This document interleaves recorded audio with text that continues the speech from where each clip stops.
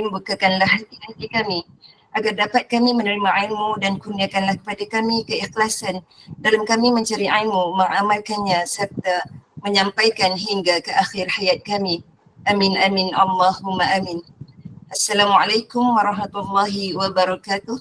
Yang berbahagia Al-Fadhil Ustaz Aiman bin Dr. Muhammad Syafi'i, Asatizah Kuliah Maghrib kita malam ini, yang saya hormati lagi saya kasihi Puan Pengerusi Bunda Rusniyati Mansur dan staf kepimpinan EJK Gemenur Iman. Seterusnya para jemaah yang saya muliakan, yang sentiasa istiqamah di halaqah ilmu GNI, mudah-mudahan semuanya beroleh rahmat dan redha dari Allah Subhanahu Wa Taala. Ustaz, terima kasih kepada semua kerana masih setia mengimarahkan kuliah maghrib kita malam ini. Al-Fadhil Ustaz Aiman telah pun bersedia bersama-sama kita untuk mengupas tajuk surah munajat di dalam solat. Bagi menambah keberkatan kuliah malam ini, tanpa melengahkan masa lagi, saya mempersilakan Al-Fadhil Ustaz untuk membuka dengan umul kitab dan seterusnya memulakan pengajian malam ini. Tafadhal mashkura ya Ustaz. Bismillah. أعوذ بالله من الشيطان الرجيم بسم الله الرحمن الرحيم الحمد لله رب العالمين الرحمن الرحيم مالك يوم الدين إياك نعبد وإياك نستعين اهدنا الصراط المستقيم صراط الذين أنعمت عليهم غير المغضوب عليهم ولا الضالين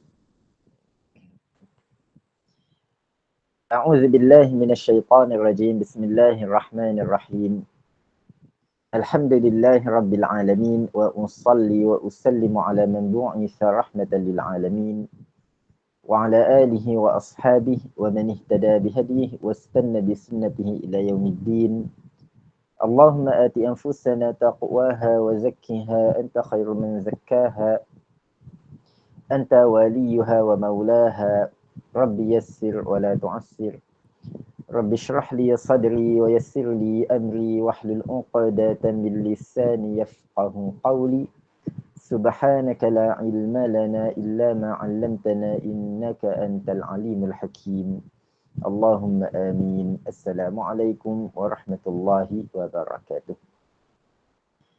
Alhamdulillah, kita bersyukur kepada Allah Subhanahu Wa Taala kerana masih memberi kita kesempatan dan peluang untuk sekali lagi kita berkumpul untuk kita menghayati dan mentadabbur ayat-ayat daripada Al-Quran yang mana kita telah mulakan daripada siri-siri pertemuan sebelum ini dengan penghayatan surah Al-Fatihah, yang mana Nabi sallallahu alaihi wasallam bersabda, wal Qur'anul azim allazi u'tituh. Surah Al-Fatihah, kata Nabi, merupakan surah yang teragung di antara kesemua 114 surah Al-Quran, surah yang merupakan surah yang hanya diturunkan kepada aku sahaja, kata Nabi, yakni tidak pernah diturunkan kepada mana-mana Nabi atau Rasul yang terdahulu di dalam mana-mana kitab sebelum daripada Al-Quran.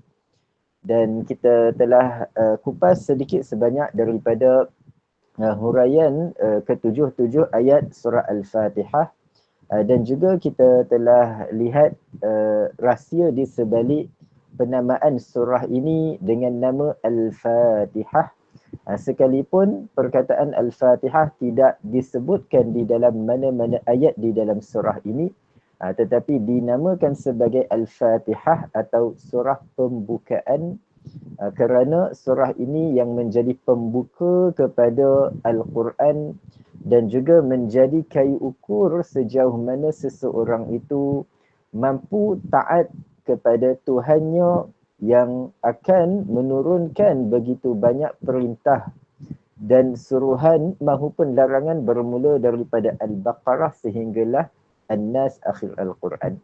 Jadi orang yang membaca Al-Fatihah lalu dia mengenali siapa Tuhannya di dalam Al-Fatihah, maka segala tuntutan yang bermula selepas daripada Al-Fatihah sehingga akhir Al-Quran akan terasa ringan untuk ditaati olehnya.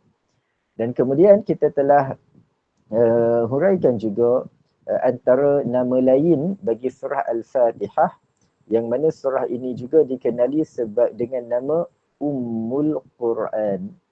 Surah Al-Fatihah juga dikenali dengan nama Ummul Quran. yang kita terjemah sebagai Ibu Al-Quran. Kerana surah Al-Fatihah merupakan surah yang mengumpulkan dan merumuskan kesemua 6,236 ayat Al-Quran. Semua kandungan Al-Quran daripada Al-Baqarah sehingga An-Nas semua dirumuskan dengan begitu padat di dalam 7 ayat Al-Fatihah yang begitu ringkas. Dengan kata lain, sesiapa yang menguasai dengan baik 7 ayat Al-Fatihah, maka dia telah menguasai rumusan daripada keseluruhan 30 juzuk Al-Quran kesemuanya. Jadi kesinambungan daripada itu, kita ambil kesempatan pada malam ini untuk kita lihat dan kenali juga antara beberapa nama lain bagi surah Al-Fatihah. Selain surah ini dikenali dengan nama Al-Fatihah, juga dikenali dengan nama surah Ummul Quran. Juga antara nama lain bagi surah ini adalah As-Salah. Surah Al-Fatihah antara nama lainnya adalah digelar surah ini dengan nama surah As-Salah. As-Salah kita bahasa Melayu biasa sebut salat. Jadi bila kata surah ini biasa kita panggil apa? Surah Al-Fatihah. Tapi kalau orang tanya kita, Mat, kau tahu tak? Kau hafal tak surah As-Salah, surah salat? Kita jangan terkejut. Oh, dia ni surah salat. Dalam Quran aku rasa tak ada surah nama surah salat.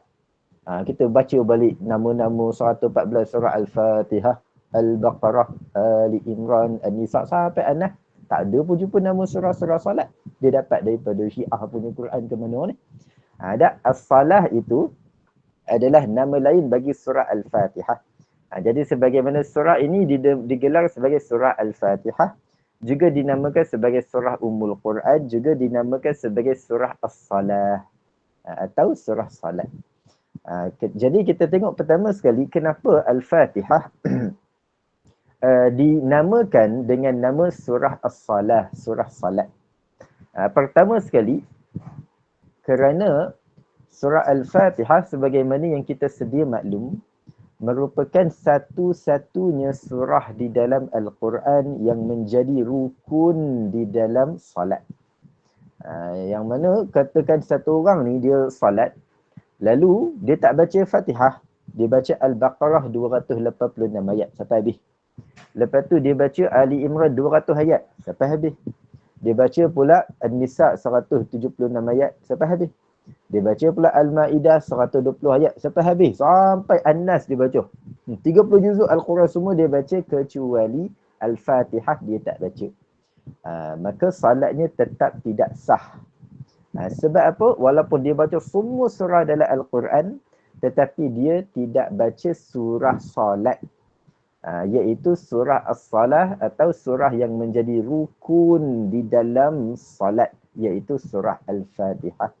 Kerana itu di dalam sebuah hadis Nabi SAW bersabda, la salata liman lam yaqra bi Fatihatil Kitab.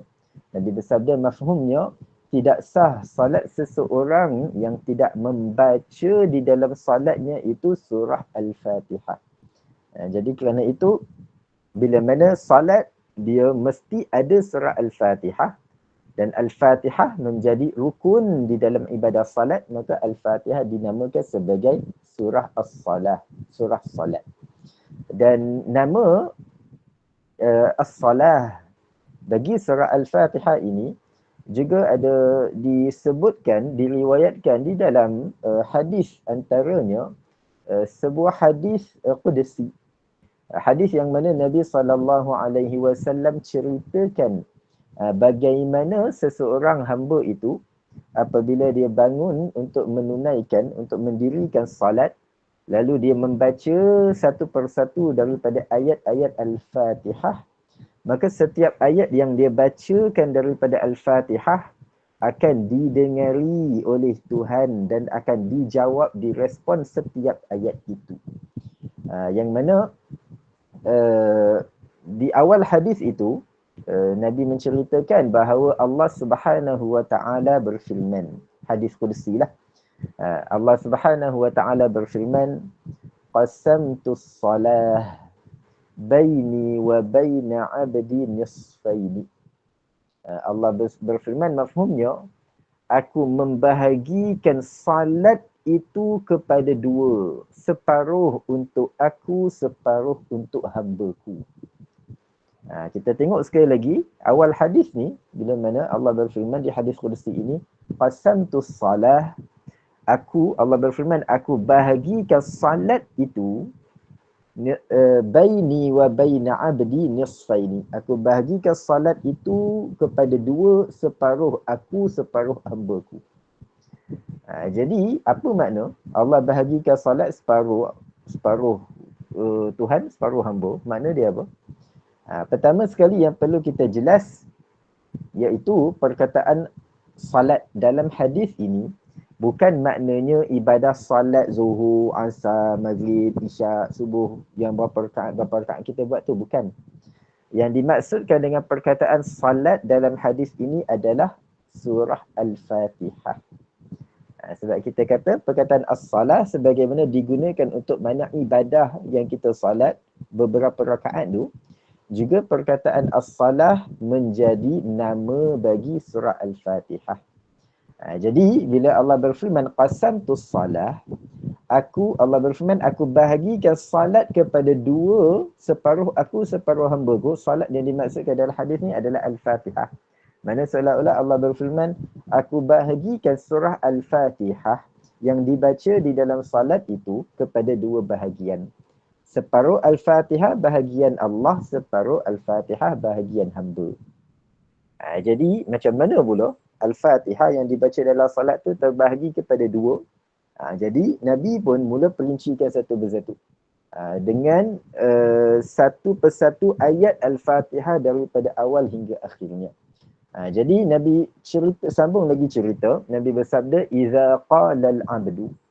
Apabila orang tu, seorang hamba tu, dia mendirikan salat, lalu dia mula membaca Al-Fatihah setelah Bismillahirrahmanirrahim, dia pun mengucapkan Alhamdulillahi Rabbil Alamin.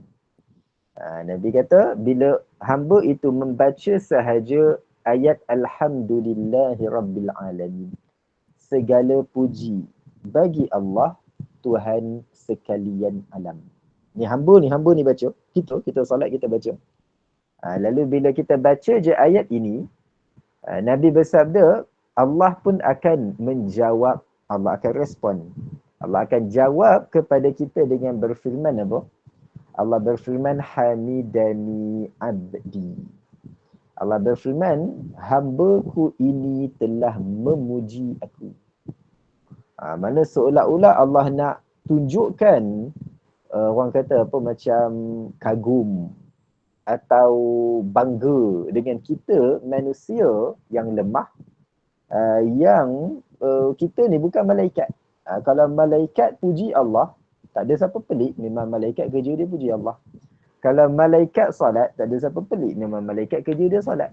Malaikat beribadah, tak makan, tak minum, tak ada siapa pelik dah, memang malaikat memang macam tu. Tapi manusia yang ada hawa nafsu, yang lemah, yang diganggu dengan hasutan syaitan dan sebagainya, tiba-tiba dia boleh lawan syaitan, dia boleh lawan hawa nafsu, dia boleh pergi ambil wuduk, dia boleh berdiri tegak, dia boleh salat menghadap Tuhan dan memuji Tuhan. Jadi Tuhan nak kata, dia ni hebat, dia ni hebat.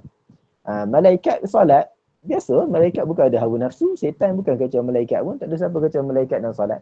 Biasa, tak ada nak pelik sangat.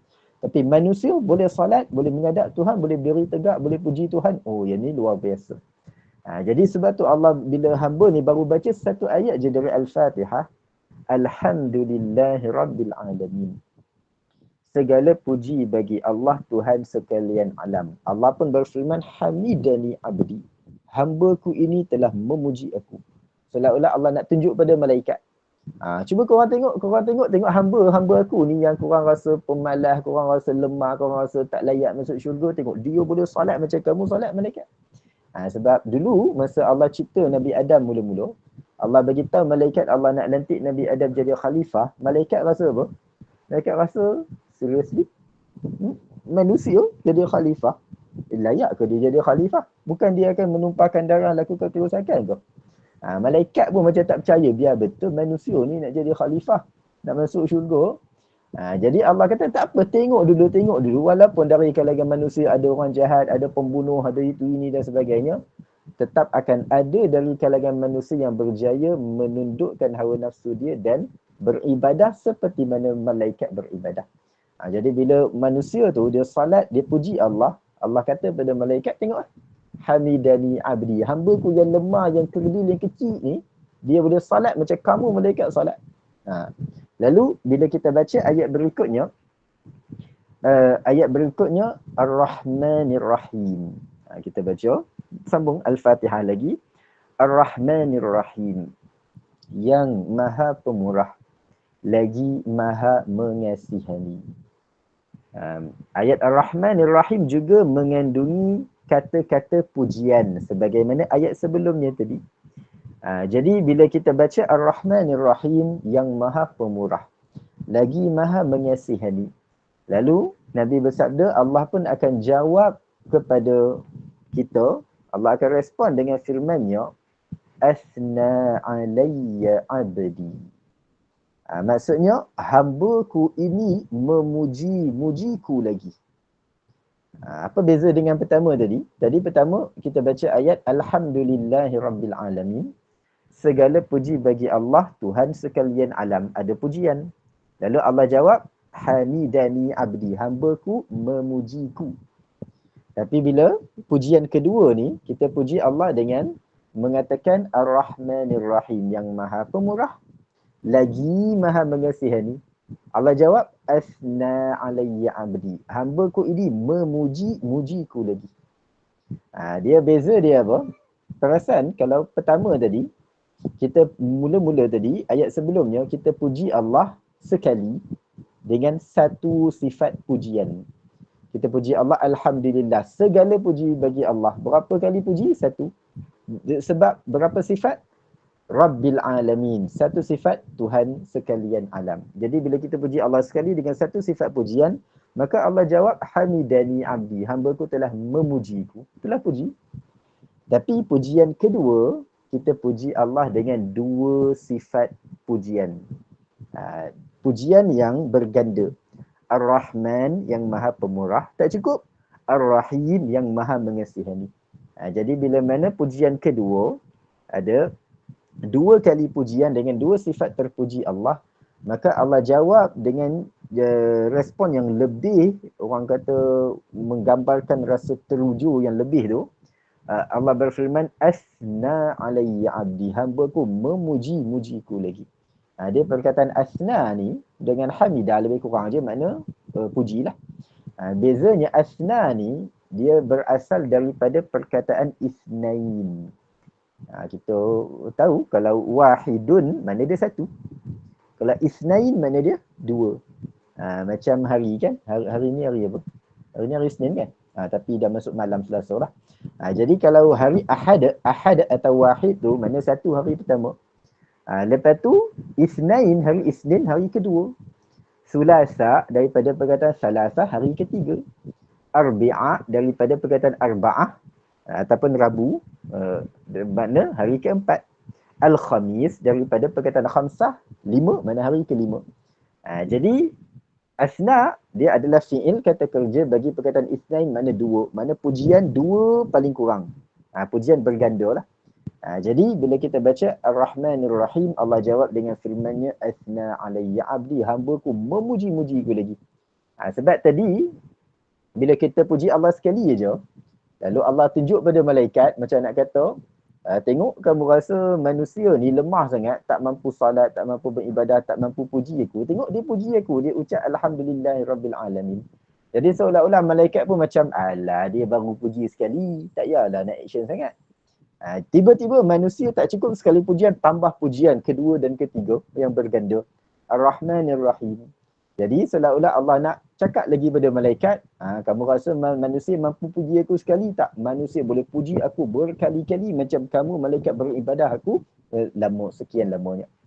Lalu kita sampai pada, bila kita sampai pada ayat berikutnya di dalam Al-Fatihah, lalu kita pun membaca Maliki Yaumiddin, yang menguasai hari pembalasan.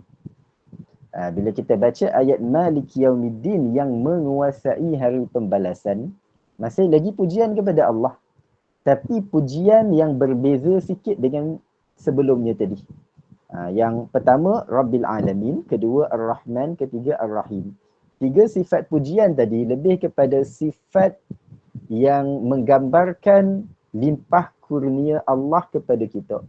Rabbil Alamin, kurniaan apa? Penciptaan, Allah cipta kita. Tuhan yang mencipta sekalian alam. Ar-Rahman, yang maha pemurah, Tuhan bagi kita rezeki dan macam-macam pemberian kat dunia. Pun limpah kurnia. Ar-Rahim, yang maha mengasihani, Allah masukkan hamba-Nya yang beriman dan taat ke dalam syurga yang kekal abadi. Semua tiga pujian tadi semua adalah berkaitan kurniaan Allah kepada hamba. Berbeza dengan ayat Maliki Yaumiddin, yang menguasai hari pembalasan. Yang ini kita puji Allah dengan sifat yang berkaitan dengan kurniaan Allah pada hamba? Bukan. Tapi kita puji Allah dengan sifat keagungannya. Malik ni, makna dia yang menguasai. Atau ada kiraat yang baca Maliki Yaumiddin, Raja hari pembalasan. Makna inilah yang berkuasa. Jadi sebab tu bila kita baca ayat ini, kita puji dengan mengagungkan Allah, Maliki Yaumiddin, yang menguasai hari pembalasan. Maka Allah pun akan jawab dengan firman-Nya, Majjadani abdi. Allah berfirman, mafhumnya, hamba-Ku ini telah mengagungkan aku. Lalu setelah kita puji Allah dengan 4 sifat pujian daripada awal Al-Fatihah tadi, dan setiap ayat yang kita ucapkan, kita bacakan tadi, Allah jawab satu persatu. Kita pun sampai pada ayat yang boleh kita kata potongan pertengahan dalam Al-Fatihah. Kita mengucapkan Iyyaka na'budu wa iyyaka nasta'in. Akan Dikau kami abdikan diri, dan akan Dikau kami mohon pertolongan. Ayat ni kita perhati ada 2 kali iyyaka. So mana ayat ni boleh terbahagi kepada 2 bahagian. Satu, Iyyaka na'budu. Akan Dikau kami abdikan diri. Lepas tu yang kedua, wa iyyaka nasta'in, dan akan Dikau kami mohon pertolongan. Sebab tu bila kita sampai pada ayat ni, kita baca, lalu Allah akan jawab dengan firman-Nya apa? Allah akan jawab dengan firman-Nya, Hadza baini wa baina abdi, wali abdi ma sa'al. Allah jawab dengan berfirman, ini adalah antara aku dengan hamba-Ku. Apa makna? Ini antara aku dengan hamba-Ku. Mana nak bagi tahu ayat Iyyaka na'budu wa iyyaka nasta'in adalah merupakan kontrak, atau mungkin tak berapa sesuai dengan perkataan kontrak ini.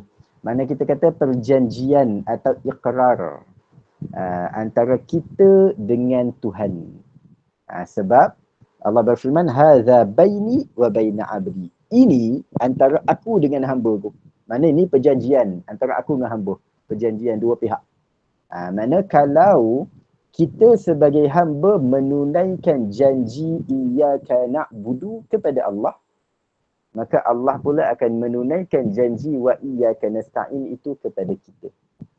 Jadi apa dia 2 janji ni? Janji pertama, janji kita kepada Allah, awal ayat ni Iyyaka na'budu. Akan Dikau kami abdikan diri. Janji kita kepada Allah adalah kita berjanji yang kita akan menyembah Allah dan mengesakannya dan tidak menyekutukan Allah dengan sesuatu apapun. Itu janji kita kepada Allah. Iyyaka na'budu. Janji kita kepada Allah ni bahagian Tuhan. Lalu bila kita tunaikan janji kita kepada Allah, Iyyaka na'budu, Allah pula jamin apa untuk kita?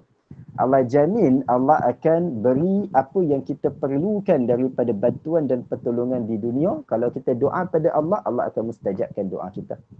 Itu janji Allah yang terkandung dalam wa iyyaka nasta'in. dan akan dikau kami mohon pertolongan. Mana Allah tawarkan pertolongan pada kita. Manusia, kamu nak pertolongan aku, sembah aku.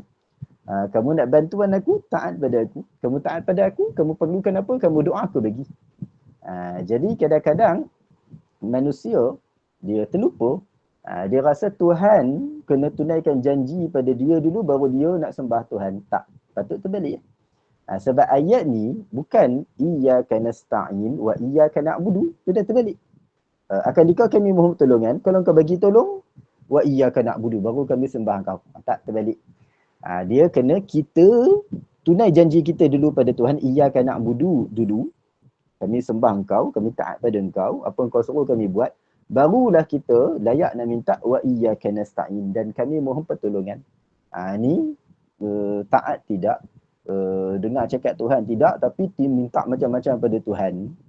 Kita kena ada rasa malu dan segan dengan Tuhan, minta macam-macam, tapi Tuhan suruh buat satu benda pun tak nak buat. Jadi sebab tu Allah berfirman, hadza baini wa baina abdi. Ayat ini adalah antara aku dengan hamba-Ku. Makna kalau dia tunaikan pengabdian kepada aku tunaikan pula pertolongan kepada dia, mana aku mustajabkan doa yang dia minta kepada aku. Lalu Allah berfirman lagi, sambungan tadi, wali abdi ma sa'al, dan aku perkenankan apa sahaja yang dia minta kepada aku. Mana Allah bukan sekadar kata dia tunaikan janji pada aku tunaikan janji pertolongan kepada dia. Tak, Allah sambung lagi, wali abdi ma sa'al. Mana dia mintalah apa pun pada aku, tak ada apa yang mustahil. Dia minta doa apa pun Allah boleh bagi. Allah boleh tunaikan, Allah boleh makbulkan, walau mungkin di luar jangkauan akal manusia tu. Lalu bila Allah dah bukakan peluang, tawaran pada kita, manusia, mintalah apa, kamu nak minta apa, minta aja aku bagi. Jadi kita pun sebagai manusia, kalau kita tahu, aku lepas baca iyyaka na'budu wa iyyaka nasta'in, tiba-tiba Tuhan kata wali abdi ma sa'al, aku perkenankan apa yang hamba minta pada aku, mintalah apa. Agak-agak kita nak minta apa, pening kepala gitu, kejap nak minta apa ni. Daripada kalau kita jadi imam, makmum kat belakang duk fikir, pasal apa imam ni tak rukuk-rukuk lagi, duk tengah fikir, aku nak minta apa pada Tuhan, aku nak minta handphone baru ke, aku nak minta handbag baru ke, aku nak minta abaya baru ke, aku nak minta kereta baru ke, duduk fikir tak ya. Jangan kata kalau Tuhan tawarkan, kalau kata tiba-tiba ada menteri besar tawar pada dia, awak perlukan apa, cakap aja, listkan aja saya bagi, kita pun pening kepala, tak tidur malam, aku nak minta apa, aku nak minta dana 10,000, sikit sangat 10,000, minta 100,000, bagi banyak sikit. Nak minta apa lagi, ni baru menteri besar tawarkan, sultan tawarkan, awak nak apa, sekolah awak perlukan apa, tempat kawasan pedalaman awak perlukan apa, taman perumahan awak perlukan apa. Pening kepala gitu, bukan kita seorang, kita meeting, siap meeting, kita nak minta apa ni. Ni tawaran dibagi sekali, mungkin lepas ni kalau kita silap minta menyesal. Ni tiba-tiba yang tawarkan permintaan ni Tuhan yang maha kaya, Tuhan sekalian alam pencipta alam semesta. Tawarkan lagi kita pening kepala, alamak aku nak minta apa, minta handbag, aku boleh beli, laki aku boleh beli kan. Minta lagi mahal lagi, minta apa, minta kereta sebiji, kereta, aku pun dah ada kereta sebiji, minta apa, helikopter, lesen helikopter pula tak ada, nak minta apa, macam pening kepala. Jadi kalau duk fikir-fikir sampai bila, sampai kiamat tak rukuk, duk fikir nak minta apa tak habis-habis. Habis bagi salam, tengok belakang orang tak ada dah.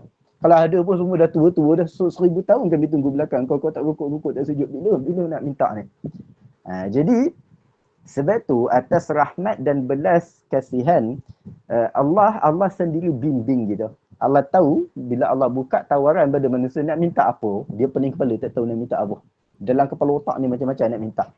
Jadi Allah sendiri bimbing, Allah ajarkan kita satu doa yang mengandungi satu permintaan yang merangkumi semua keperluan kita dunia dan akhirat. Yang mana kalau kita dapat yang ni, maka semua benda lain dunia akhirat kita terjamin.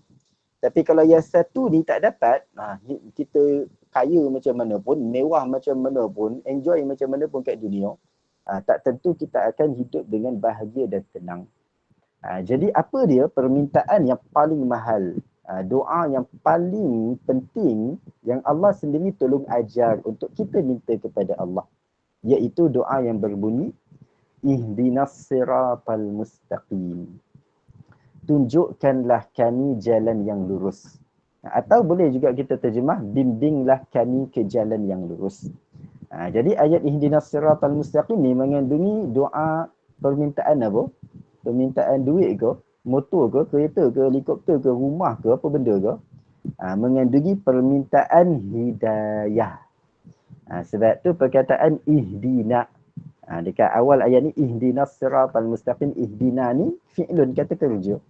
Ismun dia kata nama dia daripada perkataan hidayah. Kita pun bahasa Melayu sebut hidayah lah. Mana bimbingan Tuhan. Mana dengan hidayah yang Tuhan termuatkan dalam diri kita, maka kita akan hidup dengan bahagia di dunia tak kira apa keadaan kita sekalipun. Kita dalam keadaan tak ada duit, miskin. Kita rasa benda paling penting kita perlukan adalah duit. Bukan. Kita sedang miskin, sedang tak ada duit. Benda pertama paling kita perlukan adalah hidayah. Baru duit. Sebab bila kita tak ada duit, dalam keadaan miskin, dan kita ada hidayah, maka dengan hidayah tu, hidayah mana bimbingan Allah. Mana kita akan tahu, okey, aku tak ada duit sekarang, aku nak buat apa untuk mendapat rezeki daripada Tuhan. Aku kena buat apa? Kena kerja ko, kena minta bantuan ko, kena fikir cara itu ke, cara ini ko. Allah akan bimbing dia. Dan dia akan tahu macam mana nak sabar atas ujian miskin yang Allah uji dia tu. Jadi bila dia miskin, benda pertama dia kena ada bukan duit. Hidayah dulu. Bila ada hidayah, dia boleh tahu macam mana nak menghadapi ujian kemiskinan tu. Atau dia orang kaya. Dia orang kaya, dia ada duit banyak. Jadi apa yang paling orang kaya perlukan? Orang kaya paling perlukan adalah hidayah.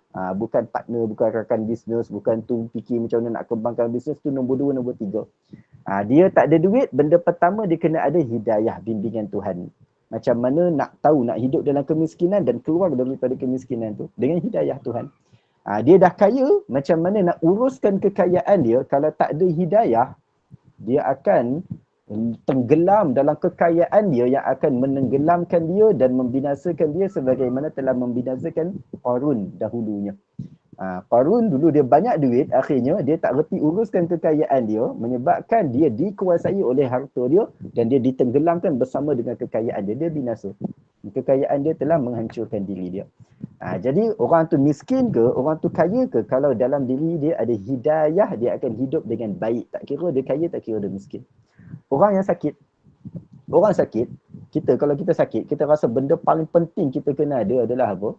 Doktor ke, ubat ke, apa-apalah. Tapi doktor ke, ubat dan sebagainya tu, itu nombor 2. Nombor 1 yang orang tu perlukan kalau dia sakit adalah hidayah, bimbingan Tuhan. Supaya pertama sekali orang kalau dia sakit, dia tak tahan, kadang-kadang dia sampai tahap petikaikan, Tuhan kenapa aku yang kena penyakit ni? Aku rasa aku solat dah, aku puasa dah, aku taat dah. Tu yang member kawan aku seorang tu, dia dah lah pergi kelab malam, dia minum arak, dia keluar dengan perempuan itu ini. Pasal apa dia tak kena penyakit ni? Aku tak minum arak, aku tak ada buat benda-benda pelik ni. Pasal apa aku kena penyakit ni? Diuji dengan penyakit, lalu kerana tidak ada hidayah bimbingan Tuhan, maka dia petikaikan, dia salahkan Tuhan. Jadi orang yang sakit, benda pertama dia kena ada hidayah. Dia kena faham. Tuhan uji aku dengan sakit ni ada hikmah dia. Ada rahsia dia, ada sebab dia. Kenapa? Mungkin aku tak tahu lagi, satu hari aku akan tahu. Lalu dia pun berdoa kepada Allah, ya Allah, bantulah aku hadapi penyakit ini dengan kesabaran dan kecekalan dan ketabahan kalau dia sakit. Orang sihat pun sama juga. Orang sihat, benda pertama dia kena ada apa? Pun hidayah bimbingan. Supaya dia tahu nak gunakan kesihatan dia itu dengan cara yang bagaimana untuk mendapat keredaan Allah Ta'ala. Jadi orang tu kalau dia ada hidayah dalam diri dia, dalam hati dia, apa keadaan diri dia, kaya ke miskin, dia boleh hidup dengan baik kalau ada hidayah. Tak kisah dia orang sakit ke, orang sihat ke, kalau dalam diri dia ada hidayah, dia boleh hidup dengan baik dan taat kepada Tuhannya, kepada Allah Ta'ala. Sebab tu daripada banyak benda yang kita nak minta pada Tuhan, Tuhan suruh minta benda paling bernilai, iaitu ihdinas siratal mustaqim. Tunjukkanlah, bimbinglah kami ke jalan yang lurus. Sebab dengan hidayah, akan membawa pula kita kepada kebahagiaan. Duit yang banyak jamin kebahagiaan? Tak semesti. Hidup yang sentiasa sihat, tak sakit-sakit, jamin kebahagiaan? Tak semesti. Tapi hidayah menjamin kebahagiaan. Kadang-kadang kita tengok orang ni tak adalah kaya mana. Rumah pun usang aja. Kenderaan pun naik basikal buruk aja. Tapi bila tengok muka dia, kita rasa tenang tengok muka pakcik ni. Tengok macam seolah-olah orang tua ni macam tak ada masalah. Kita dengan kereta Mercedes, dengan rumah berapa tingkat, dengan itu ini macam-macam. Tapi setiap kali berjalan orang tengok muka kita pun macam tengok muka Firaun, duk macam tu, duk macam-macam masalah. Makin banyak harta makin pening kepala. Ni pakcik ni macam tak ada apa nak beli goreng pisang pun macam tak ada duit sangat, tapi tengok dia tersengih, kita pun rasa macam terhibur. Rasa macam tenang dia tengok muka pakcik ni padahal dia tak ada kaya mana pun. Sebab apa? Bila orang tu ada hidayah, maka dia mendapat kebahagiaan dan orang yang tengok dia pun rasa bahagia juga. Jadi itu kenapa Allah ajar kita untuk meminta permintaan ihdinas siratal mustaqim. Bimbinglah kami ke jalan yang lurus, mana supaya kita tahu nak hidup dengan baik di dunia dan juga masuk syurga di hari akhirat kelak. Dan bila kita doa pada Allah ni, ihdinas siratal mustaqim, Allah akan jawab apa? Macam ayat-ayat sebelum tadi, setiap yang kita ucapkan Allah jawab, respon pada kita. Lalu bila kita sampai pada ayat ihdinas siratal mustaqim, Allah akan jawab dengan firman-Nya, hadza li 'abdi wa li 'abdi ma sa'al. Allah berfirman, ini adalah untuk hamba-Ku, aku perkenankan apa yang dia minta padaku. Mana kita minta hidayah time tu, Allah bagi time tu juga. Tapi kena minta betul-betul lah. Kalau minta kat mulut aja, minta ihdinas siratal mustaqim kat mulut. Tapi dalam hati tengah fikir, Pizza Hut lama tak makan Pizza Hut. Lepas habis solat isyak ni nak pergi Pizza Hut, beli Pizza Hut. McD, tapi McD tengah boycott. Aku order pakai Grab Food je lah, ke Shopee Food ke apa benda, orang tak tahu. Dok mulut ihdinas siratal mustaqim macam-macam baca amin, tapi hati dok fikir tu fikir ni, pergi fikir tempoyak lah, asam pedas lah apa semua. Mana nak dapat hidayah? Jadi itu kena pastikan yang kita baca, ucapkan dekat mulut tu dihayati juga dengan hati kita. Barulah yang kita ucap tu Allah respon kepada kita satu persatu, satu ayat demi ayat. Jadi bila kita minta ihdinas siratal mustaqim, Allah jawab hadza li 'abdi. Ini untuk hamba-Ku, aku perkenankan apa yang dia minta pada aku. Lalu tak cukup dengan permintaan hidayah. Kita bila hidayah ni kita minta supaya Allah bimbing kita di dunia lagi. Dan sampai bila? Sampai akhirat, sampai masuk syurga. Sebab tu kita sambung permintaan kita, kita lengkapkan lagi doa ini dengan mengucapkan siratal ladzina an'amta alaihim. Kita nak supaya hidayah ni bukan kat dunia je hidup dengan baik, kat akhirat pun hidup dengan lebih baik, dapat masuk syurga. Bukan kat dunia je seronok-seronok, lepas tu akhirat tak masuk syurga, masuk neraka. Jadi kita minta kurniaan akhirat pula, siratal ladzina an'amta alaihim. Jalan orang-orang yang engkau beri nikmat ke atas mereka.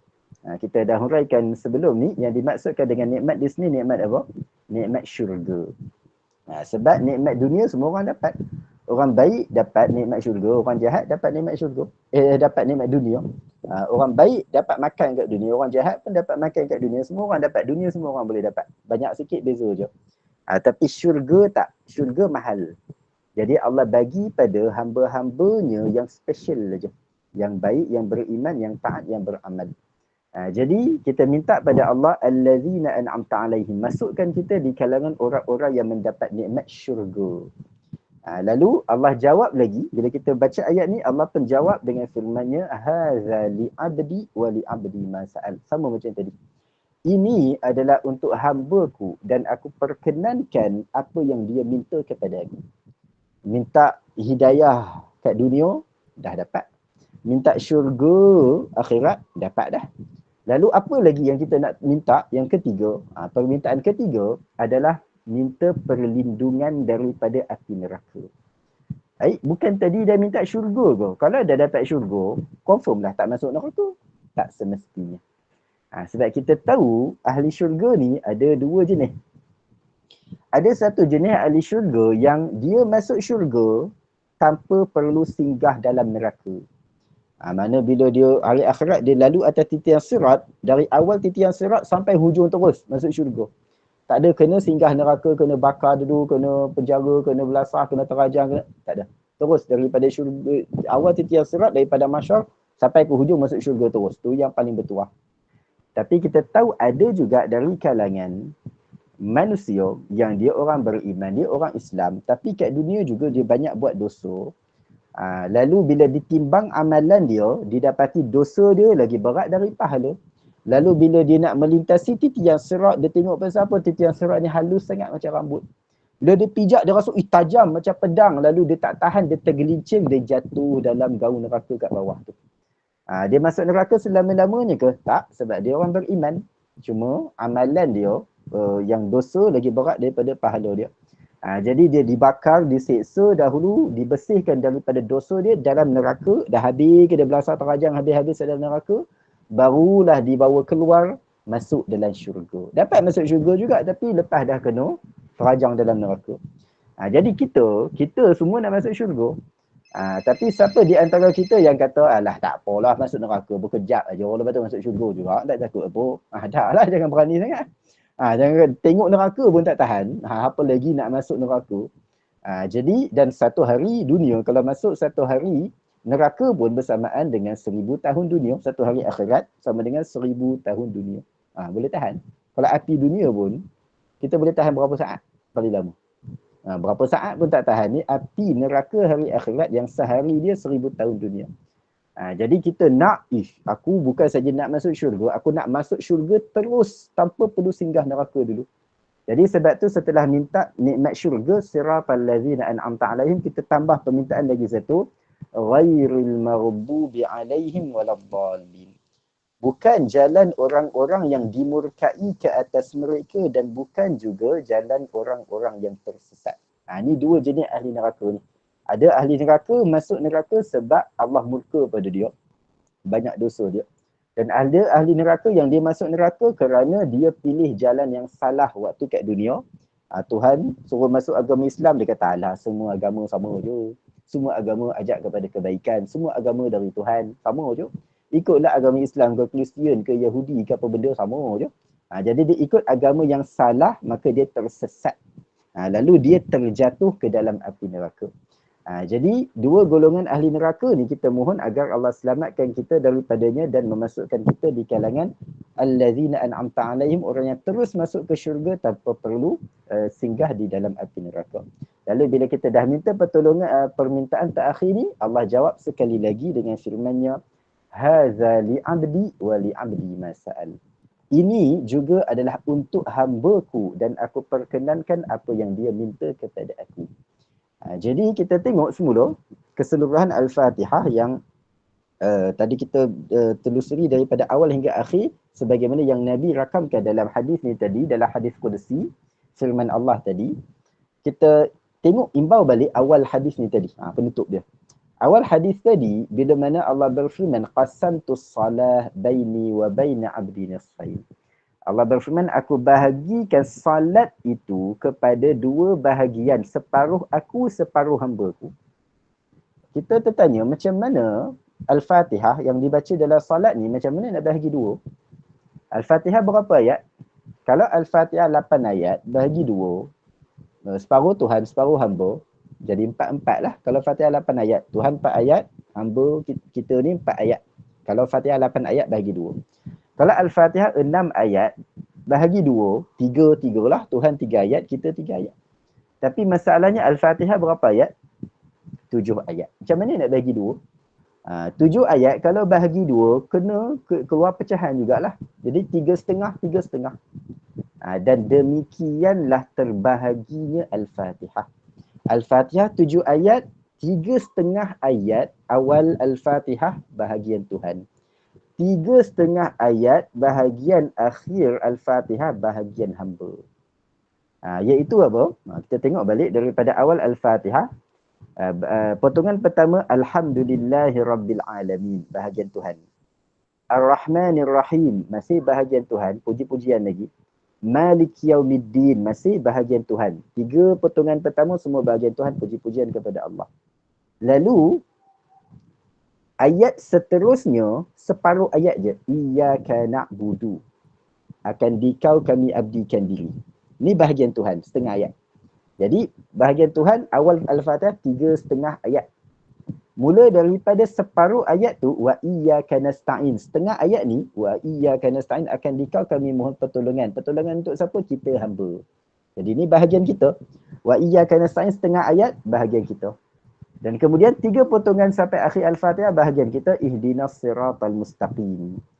Mohon hidayah untuk siapa? Kita sebagai hamba. Siratal ladzina an'amta alaihim. Minta nak masuk syurga. Siapa nak masuk syurga? Kita hamba. Lepas tu, ghairil maghdubi alaihim waladdallin, perlindungan daripada neraka. Siapa nak selamat dari neraka? Kita hamba. Jadi 3,5 ayat Al-Fatihah bahagian Tuhan, dan 3,5 yang terakhir adalah bahagian hamba, melengkapkan Al-Fatihah yang menjadi surah yang paling utama yang dibaca di dalam salat. Dan ayat ini juga, surah Al-Fatihah ini juga yang Nabi cerita dalam hadis ni tadi, yang setiap ayat kita baca daripada Al-Fatihah dalam salat, Allah jawab, Allah respon. Mengingatkan kita bahawasanya salat ni bukan sekadar ritual kita ulang setiap hari, berdiri, bangun, tunduk, rukuk, sujud, apa semua, lepas tu bagi salam, habis ulang rutin sampai sehari. Tak.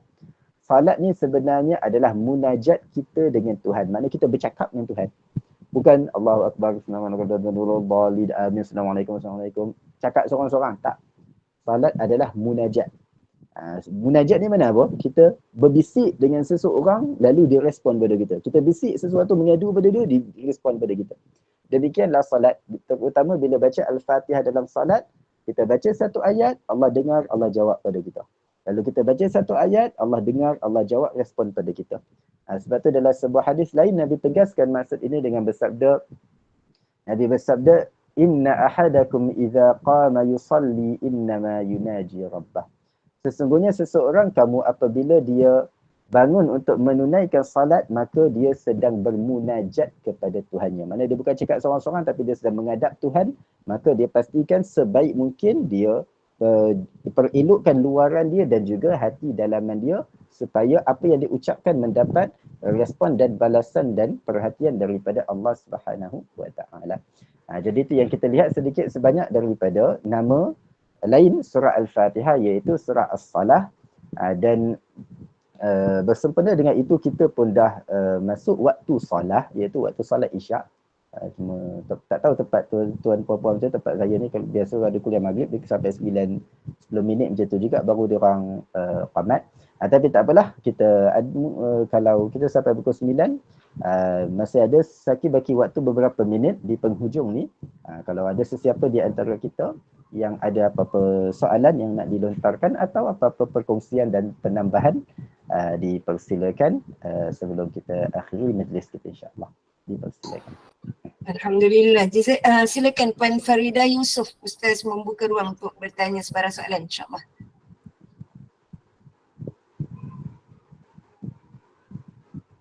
Saya nampak Puan Farida angkat tangan. Atau jemaah lain yang ada sebarang soalan, silakan. Ada dalam 8 minit lagi, insya-Allah. Anak Aufa dia kata nak tanya. Anak Aufa. Silakan Kak Ana. Assalamualaikum Ustaz. Waalaikumsalam warahmatullahi wabarakatuh. Bila sebut bab hidayah tadi, tanya bacaan kita dalam duduk antara dua sujud tu ada kataan hidayah kan? Ni wahdini. Jadi wahdini tu hidayah yang macam Ustaz cakap ni ke? Hidayah yang macam apa? Hidayah tu macam bimbingan Allah. Yang macam mana tu Ustaz? Oh ya, ya betul. Dalam doa Ya. Dia sama macam hidayah yang kita minta dalam Al-Fatihah juga. Cuma bezanya adalah hidayah yang kita minta dalam Al-Fatihah adalah hidayah yang kita minta waktu kita berdiri. Manakala hidayah yang kita baca wahdini wa'afini tu, itu yang kita minta waktu kita duduk. Jadi dua kali, tak kira waktu berdiri salat kita minta hidayah ihdinas siratal mustaqim, waktu kita duduk pun kita minta hidayah wahdini. Seolah-olah nak tegaskan bahawasanya dalam segenap aspek hidup kita, kita sangat memerlukan hidayah daripada Allah.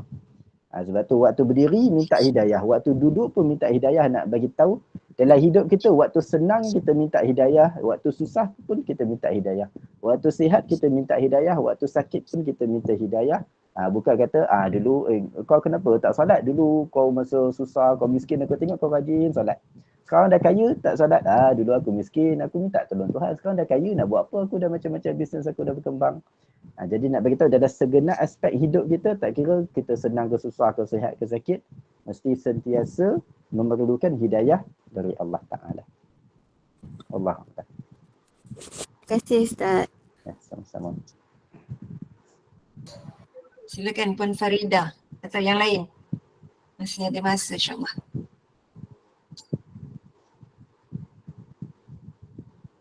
Okey, Assalamualaikum Ustaz.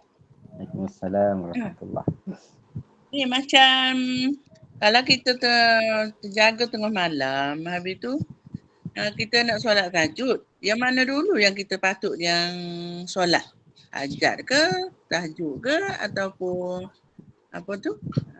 Lagi dia tu. Hajat, tahajud, witir. Kalau gitu. Yang mana dahulukan?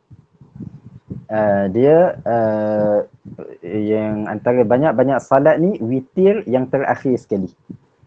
Witir kita bagi yang terakhir sekali. Sebelum witir tu kita nak salat hajat dulu ke, atau salat sunat mutlak dulu ke, atau salat tak kisah. Sebab apa sahaja salat sunat yang kita buat lepas kita bangun daripada tidur tu, semua tu dinamakan sebagai tahajud. Tahajud ni dia umum. Apa sahaja solat malam yang kita buat lepas bangkit daripada tidur sekejap, tidur lama ke tak kisahlah. Kita bangkit malam tu, kita solat, tak kira solat sunat apa pun. Solat sunat hajat ke, solat sunat apa, solat tasbih ke, semua tu termasuk dalam tahajud. Lalu diakhiri dengan witir. Jadi tak kisahlah nak mulakan solat hajat dulu ke, mulakan solat tasbih dulu ke, mulakan dengan apa semua tu termasuk dalam tahajud. Okey. Terima kasih Ustaz. Ya, sama-sama. Assalamualaikum Ustaz, nak tanya, kalau kita dah buat sunat witir, lepas tu kita terbangun, kita semayang sunat taubat ke, sunat tahajud ke, kita tak payah buat witir sekali kan? Sekali je witir tu kan? Ya betul, sekali sahaja. Assalamualaikum Ustaz. Waalaikumsalam warahmatullahi. Bercakap pasal hidayah tu, jika seseorang tu boleh bercakap, aku boleh didik diri aku sendiri, macam mana tu Ustaz? Apa yang boleh kita macam mana nak tegur ataupun nak nasihatkan dia? Sebab bunyi dia macam sombong kan? Dia kata aku boleh didik diri aku sendiri. So macam mana Ustaz? Dia orang tu, seseorang kalau dilakukan dosa apa sahaja, dia lakukan apa sahaja dosa dalam keadaan tidak ada sifat sombong, maka peluang untuk dia jadi lebih baik dan bertaubat dan selamat daripada dosa tu suatu hari nanti peluang dia besar. Tapi kalau orang tu dia buat dosa sekecil apa pun tapi ada sifat sombong, maka sombong tu akan membinasakan diri dia. Sangat bahaya. Sebab tu kita tengok macam contoh yang semua yang Allah cerita pasal orang-orang yang telah binasa dan dimurkai Allah, kebanyakan dosa mereka berpunca daripada sifat sombong. Iblis dulu dengan banyak amal ibadah yang dia pernah buat, tiba-tiba dengan satu dosa sahaja membuatkan semua ibadah dia hangus macam tu je. Dan dijatuhkan hukuman masuk neraka, cuma ditangguhkan hukuman hari akhirat. Apa sebab Iblis tak nak sujud pada Adam? Apa punca dia? Sombong. Siapa tu? Fir'aun. Fir'aun apa punca? Fir'aun tak nak beriman dengan Nabi Musa, padahal dia dah tengok mukjizat, tongkat Nabi Musa jadi ular, Nabi Musa belah laut je terbelah, banyak mukjizat, tapi dia tak nak akui Nabi Musa sebagai Nabi, Allah sebagai Tuhan, sebab sombong. Bani Israel, apa sebab mereka tak nak beriman dengan Nabi SAW, padahal dia orang baca Taurat, dia orang baca Injil, dia orang tahu satu persatu sifat Nabi sebiji macam Allah sebut dalam kitab mereka. Kenapa dia orang tak nak beriman padahal dia orang dah tahu kebenaran? Sebab sombong. Dia rasa kita ahli kitab keturunan para Nabi kena beriman jadi pengikut kepada Nabi dari kalangan bangsa Arab, bangsa yang tak bertamadun, yang butuh huruf ni. Sombong tu. Jadi manusia ni sekecil apa dosa dia buat, kalau sombong boleh membesarkan dosa tu. Sebesar apa pun dosa dia buat, kalau tak ada sombong, satu hari dia boleh diampunkan dosa dia kalau tak ada sombong. Jadi sebab tu sombong ni dosa yang sangat bahaya, penyakit yang sangat bahaya. Jadi sebab tu kalau orang yang kadang-kadang kita nasihat dia, kadang-kadang dia marah balik, dia kata, aku tahulah nak jaga diri aku, kau tak payah nasihat aku, kubur masing-masing. Orang macam ni yang kita mampu untuk bantu dia, paling-paling doakan dia. Semoga Allah rawat dia daripada penyakit sombong tu. Sebab orang kalau dia ada sombong, tak benda kecil ke benda besar ke, dia tak boleh tinggalkan, dia tak boleh lepaskan diri daripada kesalahan tu. Dia tak boleh terima sikit pun nasihat orang. Jadi sebab sombong ni sangat bahaya. Sebab tu orang yang sombong ni, kita nak nasihat dia banyak-banyak, makin kita nasihat, makin dia, orang kata apa, makin degil. Makin dia rasa nak buat lagi. Dia kata, dia orang rasa dia orang lagi baik daripada aku, tak apa, makin dia orang cakap, makin aku nak buat. Jadi kita nak cakap pun dengan orang macam ni, kita berpada-pada. Sebab mungkin hanya akan membawa kepada permusuhan dan pertengkaran yang lebih teruk. Tapi kita cuba doa, mohon kepada Allah supaya Allah lembutkan hati dia. Supaya Allah buangkan, hapuskan sifat sombong yang ada pada hati dia tu. Betul Ustaz. Lagi satu Ustaz, yang saya tak faham, dia solat. Dalam solat baca Fatihah, kenapa dia, kan kita minta petunjuk jalan lurus, dan waktu duduk antara dua sujud kita minta hidayah, tapi kenapa bila bercakap dia keluar macam tu? Aku boleh didik diri aku sendiri. Dia biasanya apa yang orang tu ucapkan adalah apa yang tersimpan dalam hati dia. Bila dia cakap aku boleh jaga diri apa semua, menggambarkan sombong yang ada dalam hati dia, rasa bangga diri, rasa hebat. Dan walaupun seseorang tu mungkin salat, tapi kadang salat ni dia ada jasad dan ada roh dia. Kalau salat dia semata-mata pergerakan fizikal, pastikan dah wuduk, dah berdiri, dah rukuk, dah sujud, dah bagi salam, tu baru fizikal salat, baru jasad salat sahaja.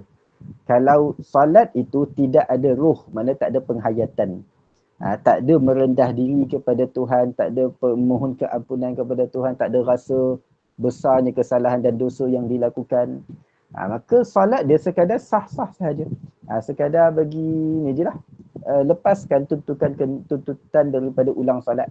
Tapi adakah salat tu dah mengubah jiwa dia jadi lebih baik? Belum lagi. Sebab tu salat ada luaran dan dalaman dia. Yang ubah orang tu yang kita selalu baca ayat apa? Inna salata tanha 'anil fahsya'i wal munkar. Salat itu mencegah seseorang dari perbuatan keji dan munkar. Bukan pergerakan bangun turun tu yang sucikan hati dia, ubah jiwa dia jadi baik. Bukan, tapi penghayatan tu, ruh salat tu. Bila dia baca, dia hayati satu persatu ayat Al-Fatihah, dia hayati apa yang dia dengar imam baca dalam salat. Itu penghayatan tu yang akan mengubah jiwa dia jadi lebih baik dan menanam keinsafan dalam diri dia. Kalau sekadar pergerakan semata-mata, semua orang boleh buat. Orang munafik pun salat. Tapi pergerakan fizikal aja. Hati kosong daripada mengingati Allah Ta'ala. Terima kasih Ustaz. Masya Allah Ustaz. Sebab tu tak boleh tadabbur je Ustaz, kena tazakur Ustaz. Ya, benar. Ustaz, ada dua soalan lagi dekat chat room. Yang pertama, bagi orang-orang, Ustaz ada masa ke ni? Dah jam 9 dah. Tak apa, boleh seminit dua lagi insyaAllah. Bagi orang-orang yang mengqadha solat di tengah malam, adakah juga dikira tahajud atau tahajud tu hanya solat-solat sunat sahaja? Orang yang mengapa? Mengqadhakan solat. Maknanya dia bangun tu dia qadha solat. Dia buat qadha solat ni solat fardu kan. Ya. Dikira tahajud. Dia tak tahajud ni solat sunat. Maknanya qadha solat tu tak termasuklah dalam tahajud dia tu. Kalau dia qada solat zuhur ke asar ke apa ke, dia tak dikira tahajud lah, dia kira solat fardu. Okey. Alhamdulillah. Satu lagi, siapakah penghuni Al-A'raf? Siapa masuk syurga dulu antara ahli Al-A'raf dan ahli neraka? Dia perbahasan berkaitan Ashabul A'raf ni panjang ceritalah. Kita nak perincikan memang tak sempat sebab para ulama tafsir ada banyak tafsiran siapa dia Ashabul A'raf.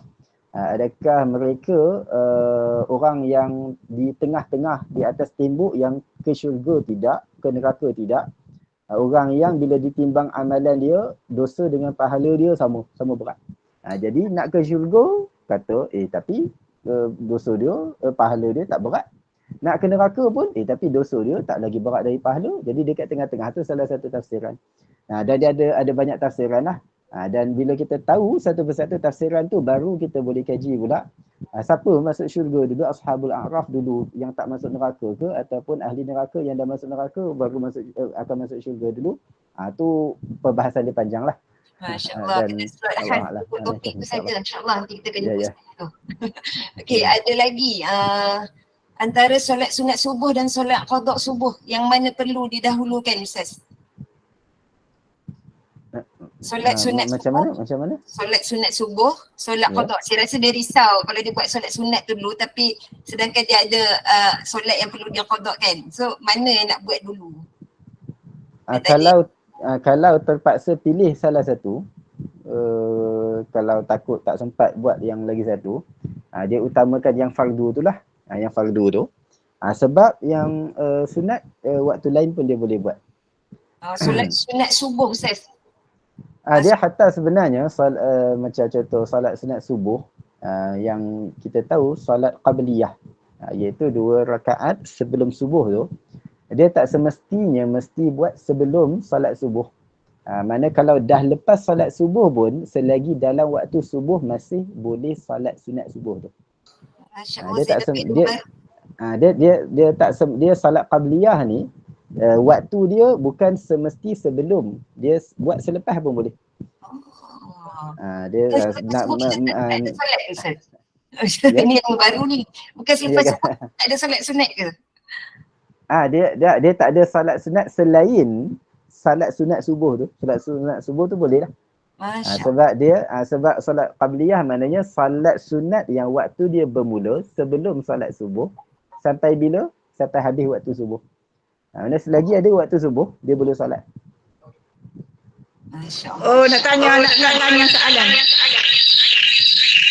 Maksudnya kita kena qada dulu lah jadinya buat sunat lepas tu. Off mic sekejap, bagi tak bergema masa Cik Ha bercakap.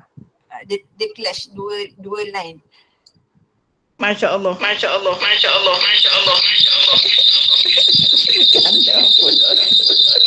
Ya Allah. Ustaz tutup dulu kot. Ustaz tutup mic sekejap.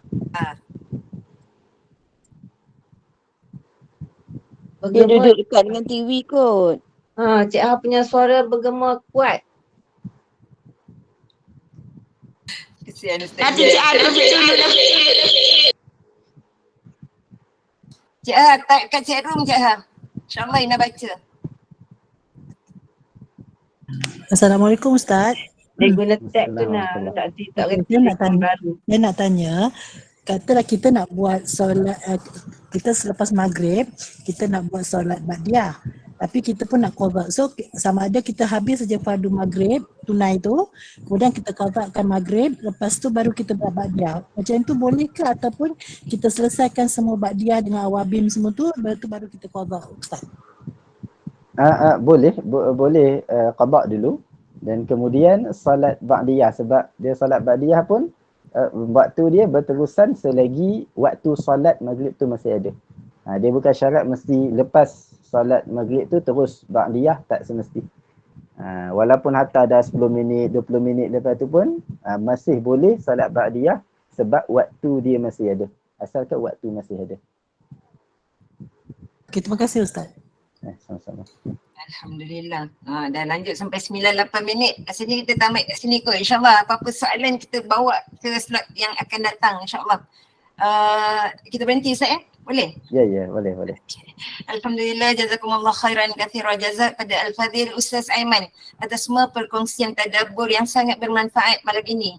As-Salah, satu lagi keindahan nama yang tersirat di sebalik surah yang biasa kita sebut dengan nama surah Al-Fatihah atau Ummul Quran, merujuk pada hadis qudsi yang Al-Fadhil Ustaz perincikan pada malam ini. Istimewanya surah Al-Fatihah ini kerana ia merupakan satu-satunya surah yang menjadi rukun di dalam salat. Malah ianya adalah satu surah yang menghubungkan kedekatan hati seorang hamba yang sentiasa memuji-muji penciptanya, dan terzahir sifat kehambaan pada ayat kelima, iyyaka na'budu wa iyyaka nasta'in. Hanya kepada Allah tempat kami menyembah dan tempat kami memohon pertolongan. Dan kekuatan doa yang menjadi senjata yang Allah Subhanahu wa taala sediakan buat hamba-hambanya pada ayat ke-6 hingga akhir ayat. Allahumma arhamna bil Quran, ya Allah rahmatilah kami dengan Al-Quran. Mudah-mudahan dengan semua pengisian malam ini membawa kita lebih menghayati bacaan dan makna surah As-Salah ini, tidak hanya ketika dalam solat tetapi dijadikan zikrullah untuk mengeratkan lagi hubungan hati kita kepada Allah Subhanahu wa taala. Sebelum saya menutup kuliah maghrib malam ini, insya-Allah pada jam 9.30 malam nanti, kuliah akhir Gema Nur Iman akan ditutup dengan pengajian tafsir rujukan kitab Tafsir Nurul Ihsan jilid 4, sambungan kupasan surah Al-Insan bersama Al-Fadhil Ustaz Abdul Hadi bin Johari. Segala kekurangan dan ketidaksempurnaan sepanjang kuliah maghrib ini berlangsung, saya Puan Azrina Abu Bakar mewakili tim Gema Nur Iman memohon jutaan kemaafan. Sekali lagi dengan penuh hormat dan ucapan terima kasih, saya mempersilakan Al-Fadhil Ustaz untuk menutup kuliah akhir kita malam ini dengan tasbih kafarah dan suratul Asr. Saya sudahi dengan wabillahi taufik wal hidayah. Wassalamualaikum warahmatullahi wabarakatuh. Dipersilakan Ustaz. Subhanakallahumma wa bihamdika ashhadu an la ilaha illa ant astaghfiruka wa atubu ilaik. Bismillahirrahmanirrahim. Wal 'asri innal insana lafi khusr illa alladhina amanu wa 'amilus salihati wa tawassaw bil haqqi wa tawassaw bis sabr. Wa sallallahu ala sayyidina Muhammad wa ala alihi wa sahbihi wa sallam. Walhamdulillahi rabbil alamin. Wassalamu alaikum warahmatullahi wabarakatuh.